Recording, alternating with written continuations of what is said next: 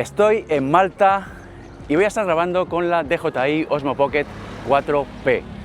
Como quiero enseñaros cómo rinde esta cámara en el mundo real, lo que cualquier persona normal podría hacer, voy a estar grabando en perfil normal, sin ningún tipo de florituras, ni edición en postproducción, ni nada parecido. Todo lo que vais a ver es según sale de cámara y completamente en automático, nada de configuraciones raras, ni especiales, ni en manual, ni nada por el estilo. Voy a estar grabando en 4K a 25 fotogramas por segundo, a no ser que en pantalla veáis lo contrario, por si hago algún tipo de cámara lenta, puntual o lo que sea. Así que vamos a ver qué tal rinde esta cámara en un uso mundano, sin complicaciones. ¡Vamos!